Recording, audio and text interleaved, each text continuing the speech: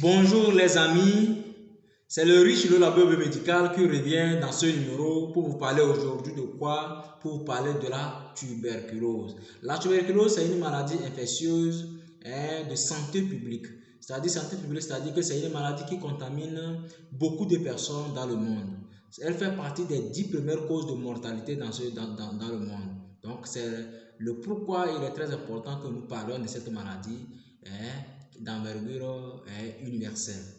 Alors, il faut tout d'abord savoir que la tuberculose, elle peut se retrouver sous plusieurs formes. Elle peut se trouver, par exemple, sous forme dans les poumons. Donc, on va parler là-bas de la tuberculose pulmonaire. Elle peut se trouver hors des poumons et on va parler de la tuberculose extra-pulmonaire. Voilà. Donc, la tuberculose extra-pulmonaire, elle peut attaquer plusieurs parties du corps. C'est-à-dire, la tuberculose, elle peut attaquer toutes les parties du corps. Donc, ça peut être la peau, ça peut être l'os de la colonne vertébrale, appelé tout simplement mal de Pott. Ça peut être les ganglions, ça peut être dans les ganglions tout simplement. Et là, tous ces groupes-là sont des tuberculoses extra-pulmonaires. Dans cette vidéo aujourd'hui, je vais vous parler uniquement de la tuberculose pulmonaire. Pourquoi cette forme de tuberculose? Parce que c'est cette forme de tuberculose qui est contagieuse. Voilà. Quels sont les moyens de contagion donc, de la tuberculose? Voilà, la tuberculose pulmonaire se contamine uniquement par voie aérienne. Par voie aérienne, c'est-à-dire la personne tousse tout simplement, elle libère donc les bactéries dans l'air, vous respirez, vous contaminez, vous allez vous contaminer de la maladie.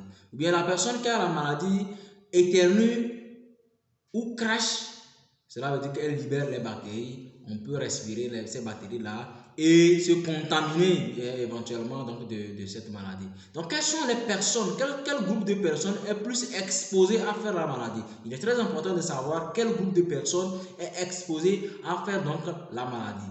Donc, nous avons plusieurs sortes de personnes. D'abord, la maladie contamine beaucoup plus ceux qui sont immunodéprimés, c'est-à-dire ceux qui ont l'immunité basse. C'est-à-dire ceux dont la force de l'organisme même est un peu faible. Donc là-bas, on va premièrement citer les PVVIH.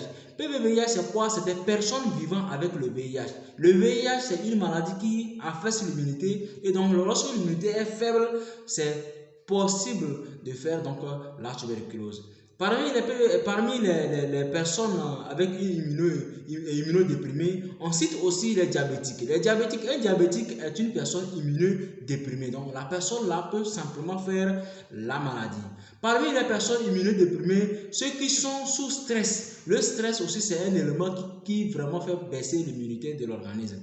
Voilà. Et il y a les femmes enceintes aussi qui sont aussi donc des immunodéprimés parce qu'une femme enceinte est considérée comme une immunodéprimée. Les enfants de moins de 5 ans aussi n'ont pas une immunité forte. Donc, ces enfants-là peuvent faire aussi facilement la maladie. Ça, c'est le groupe des immunodéprimés. Maintenant, la maladie aussi se développe dans des zones de pauvreté. Dans des zones de pauvreté, qu'est-ce qui se passe dans ces zones? Les gens habitent donc dans des zones, dans des pièces mal aérées, par exemple, peuvent donc faire la tuberculose. Supposons que vous êtes dans une pièce où une seule personne devait se loger, vous logez dans cette pièce à 3 ou à 4, c'est possible donc de faire la tuberculose. Je fais le lien par rapport aux prisonniers. Tous ceux qui sont dans les prisons, donc par rapport à ce que je viens d'expliquer, sont plus exposés donc à faire aussi la tuberculose tout simplement. Alors, il est lieu donc de parler de cette maladie qui est silencieuse mais qui fait beaucoup du mal à notre communauté. Voilà. Et quels sont les symptômes lorsqu'on a la tuberculose pulmonaire? Quels sont les symptômes qui peuvent nous, tout à l'heure, nous interpeller donc à penser à la tuberculose? J'ai quatre signes et je vais appeler ces signes-là les signes cardinaux donc de la tuberculose. Le premier signe cardinal donc de la tuberculose, c'est la toux, une toux chronique, une toux persistante productive. Toux persistante productive, c'est-à-dire que tu tousses et tu émets des crachats. Lorsque tu tousses et tu émets les crachats, et c'est une toux qui a duré, qui va au-delà de 3 à 4, 5 jours, déjà il faut penser à la tuberculose. Au-delà, à part la toux, donc il y a donc un amaigrissement important. la personne commence par maigrir. La personne commence par maigrir. Lorsque la personne tousse, commence par maigrir, il faut penser tout de suite à la tuberculose. Au-delà, à part l'amaigrissement, il y a l'essoufflement. L'essoufflement, c'est quoi? Donc les fatigues intenses.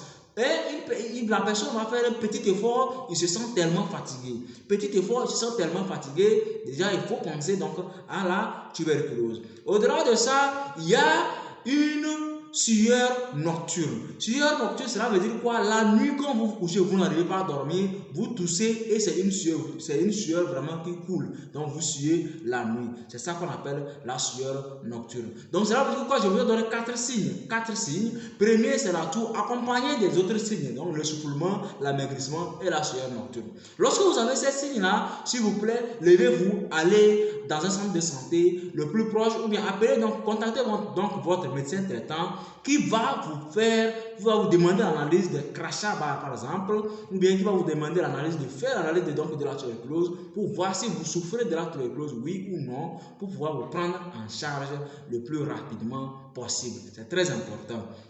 Voilà. Lorsque vous avez tout simplement la tuberculose, ça peut passer donc par le dépistage peut se faire par donc la demande d'un crachat. Donc vous allez émettre des crachats matinales, amener des crachats au laboratoire pour le diagnostic. Le laboratoire va diagnostiquer, va voir si oui ou non vous avez donc la tuberculose. Le laboratoire peut faire le diagnostic, mais le laboratoire va dire que vous n'avez pas la tuberculose, mais vu les signes cliniques, on peut vous donc diagnostiquer une tuberculose cliniquement. Voilà, donc ça veut dire qu'au niveau de la tuberculose pulmonaire, on a des tuberculoses diagnostiquées bactériologiquement, c'est-à-dire au laboratoire. On a des tuberculoses diagnostiquées cliniquement. C'est-à-dire cliniquement, c'est sur les signes, les symptômes dont j'ai donné, les 4 signes-là que j'ai donné. Lorsque vous avez ces signes-là, tout de suite, on pense donc à la tuberculose. C'est tout simplement ça.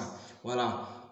Donc, ainsi, résumer les symptômes. Maintenant, il y a des symptômes, des signes de complications de la tuberculose. Lorsque vous commencez par tousser et vous émettez les crachats avec le sang, tout simplement, c'est ça qu'on appelle l'hémoptysie. L'hémoptysie, lorsque vous rencontrez l'hémoptysie, tout simplement, cela veut dire tout simplement que vous rentrez dans les complications, tout simplement. Donc, l'hémoptysie, c'est une complication. Et lorsque vous avez un épanchement pleural, par exemple, l'épanchement pleural, c'est aussi une complication. Donc, il y a tant d'autres de complications. Et la complication dangereuse, c'est la mort. Donc, lorsque vous vous taisez, lorsque vous dormez sur ces choses-là, tout simplement, vous allez mourir, tout simplement. Et comme je l'ai dit dans l'introduction, c'est une maladie qui fait partie des 10 premières causes de mortalité, donc dans les zones en développement, tout simplement. Même si ce n'est pas dans les zones en développement, même dans les pays développés, il y a cette maladie. Donc, la maladie est plus développée dans les zones où il y a une forte agglomération, tout simplement.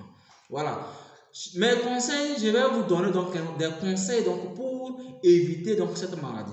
Pour éviter cette maladie, moi, j'ai dit que le port systématique des cache-nez, donc des bavettes, tout simplement, est un mécanisme qui va nous permettre donc de limiter la propagation de cette maladie. Puisque la maladie est dans l'air et une personne peut respirer dans l'air et faire la maladie tout simplement. Lorsque vous portez les cache-nez, ça veut dire que ça peut faire limiter la propagation.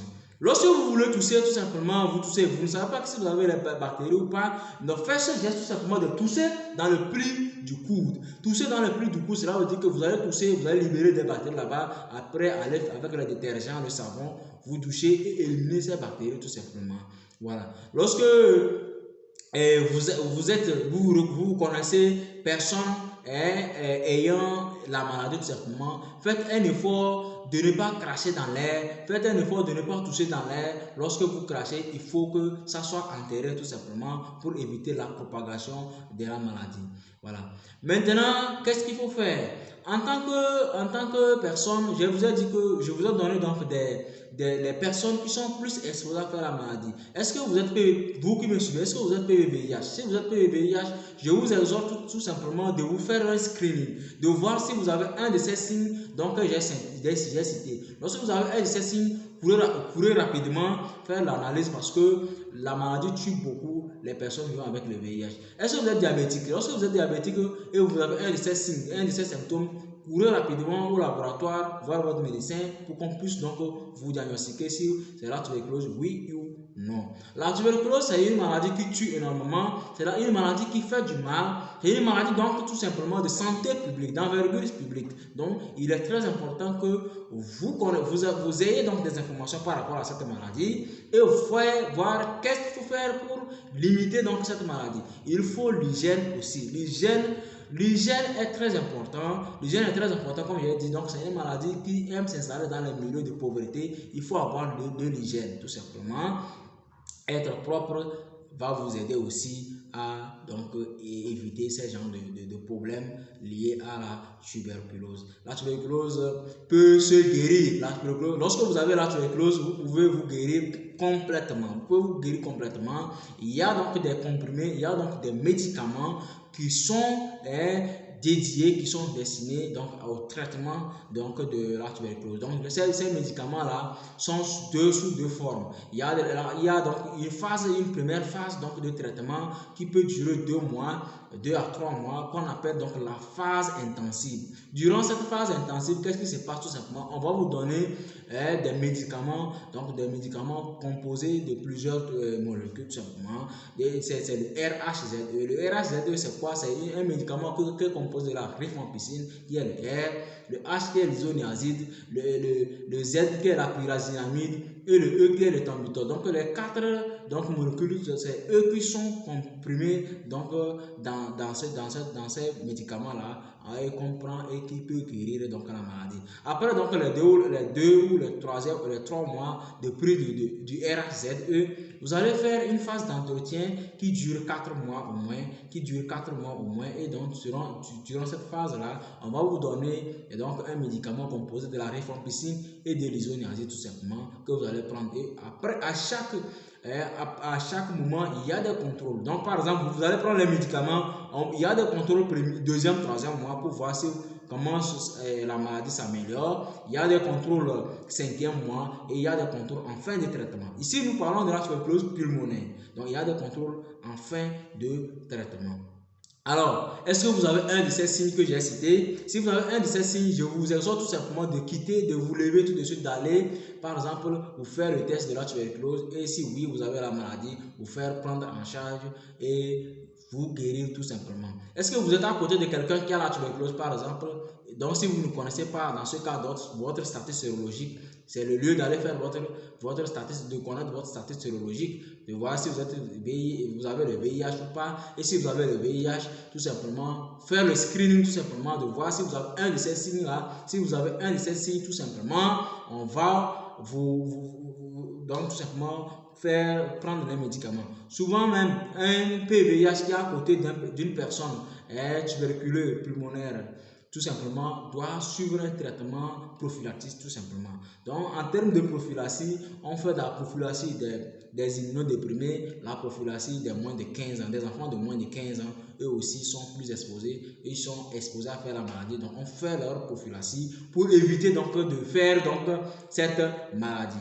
Alors, les amis, si vous avez aimé ce petit speech, cette petite communiqué par rapport donc à cette maladie qui s'appelle la tuberculose, moi je vous invite tout simplement à s'abonner à cette chaîne parce que sur cette chaîne, moi et le groupe, nous vous informons de tout sur la santé tout simplement en passant par le laboratoire parce que le laboratoire est le lieu donc de diagnostic de toutes les maladies et je vous aime tous. Portez-vous bien et partagez l'information.